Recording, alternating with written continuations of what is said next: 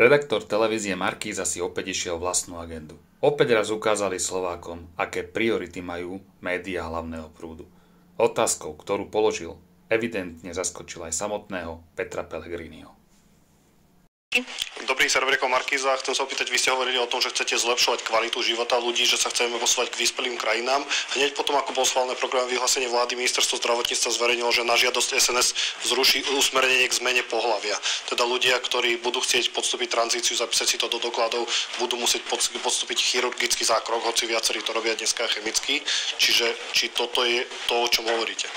Pani ministerka je tu v parlamente, má výbor, musíte sa opýtať, jej ide o vyslovene vysoko odbornú tému, nie politickú.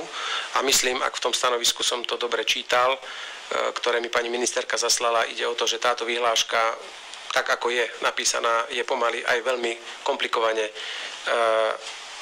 realizovateľná a jej platnosť sa končí.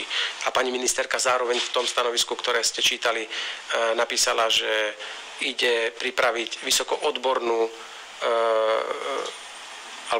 odborné riešenie tejto problematiky mimo celej politiky, aby naozaj tí, ktorí sa tomu rozumejú a ktorí toto riešia, to aj reálne uviedli do praxe.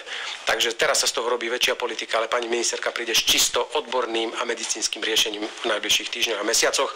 Nemyslím si, že do toho momentu sa niečo dramatické deje, pretože prosím, nevytvárajme dojem, že tu teraz tisíce ľudí čakajú na to, aby niečo také v najbližších 2 týždňoch absolvovali, ale pani ministerka, práve naopak vítam jej prístup, aby to stiahla z nejakej politickej diskusie, tak to dá na čiste odbornú a profesionálnu úroveň a tak bude potom definitívne stanovený aj celý tento postup, aby zodpovedal najnovším medicínskym, psychologickým postupom a aby sme sa správali ako civilizovaná krajina, tak ako inde vo svete. Ešte jedna povinná otázka, vydrží to vláda 4 roky?